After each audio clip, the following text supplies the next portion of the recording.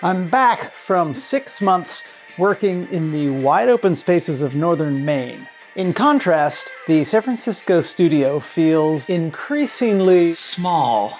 But I'm a big fan of small living and work spaces. They motivate efficiency and therefore, potentially, productivity. Which brings us to this week's little project, which involves this cutting mat, which I use a lot. But when I'm done with it, believe it or not, there's not a single spot in this room to store it.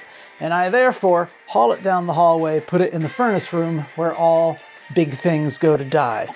So my thinking is to design and build an extension for this table, maybe in here, with this cutting mat as a top surface.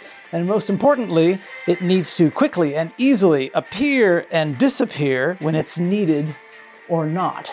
And I will admit to, at the moment, not quite knowing how to do that. But as with many projects, maybe if I just get started, something will reveal itself.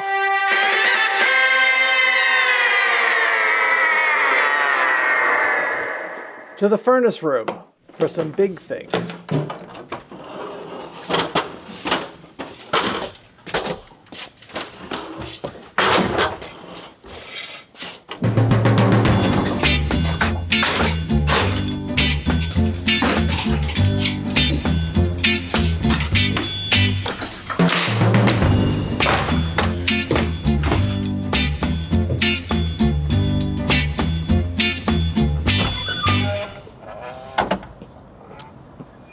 And to the garage for even more things that don't fit in the studio.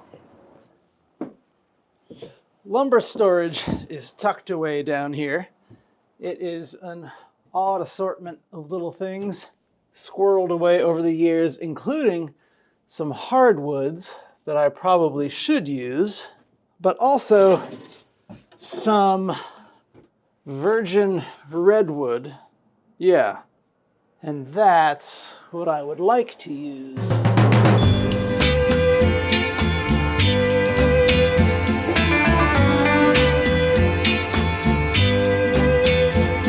Our entire house, which was built in 1915, 10 years after the big fire, every bit of it was framed up in old growth redwood. And as I remodeled this joint, I saved all the surplus redwood I could. And I will mill the wood I need for this project out of one of these pieces.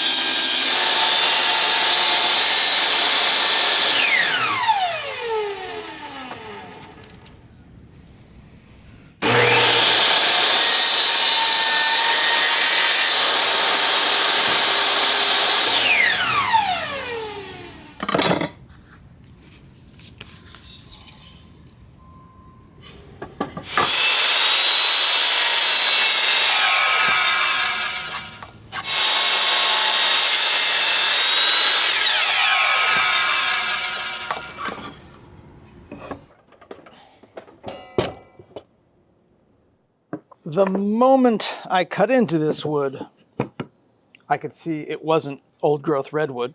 It's old growth something with wonderfully tight grain, and it'll make a perfectly fine table. The next project I'm doing, I will use some old growth redwood.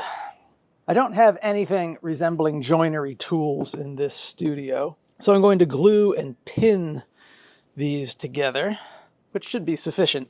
If it's not, in the end, I'll shoot some screws into it.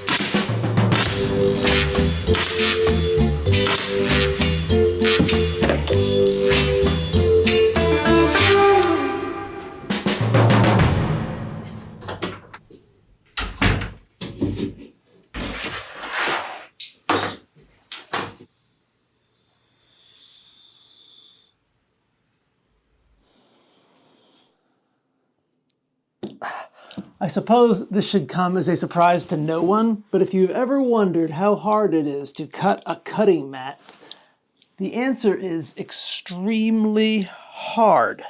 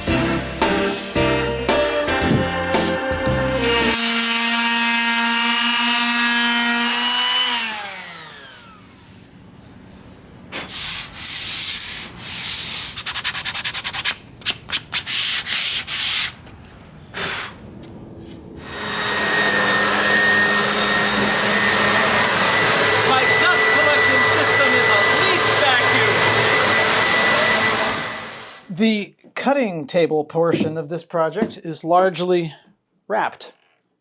The look of this object is a little out of character for me. I'm typically not such a fan of blonde wood or even such clean construction.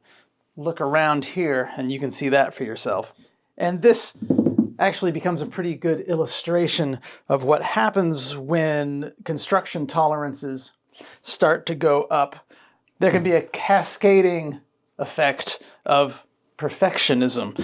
This wood frame is so clean that all of a sudden the crack that existed between the cutting pad and the wood frame didn't look so good. So ridiculously, I mixed some marine epoxy putty, tinted it to match the cutting pad, and have forced it into the cracks. I wouldn't even admit to that, but the epoxy takes 24 hours to cure, so we'll be staring at it for a little while.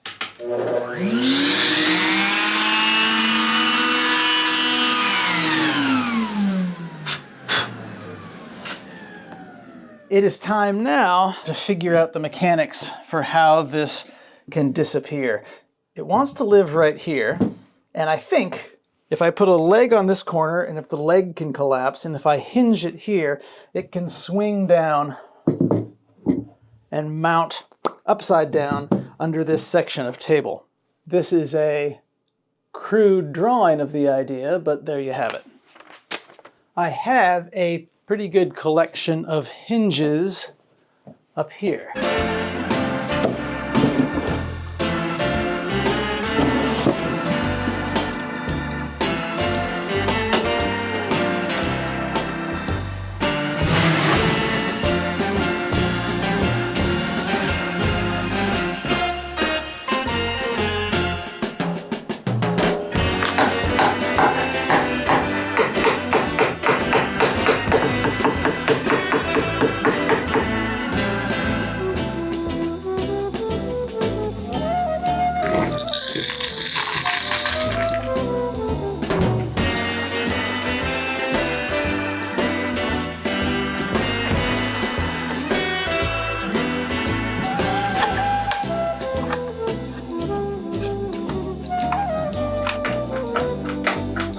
Okay, moment of truth.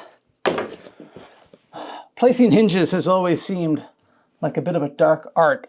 You either get it right and move on with your life, or you get it wrong and spend the next hour shimming hinges with pieces of paper. But we can move on with our lives. That is spot on.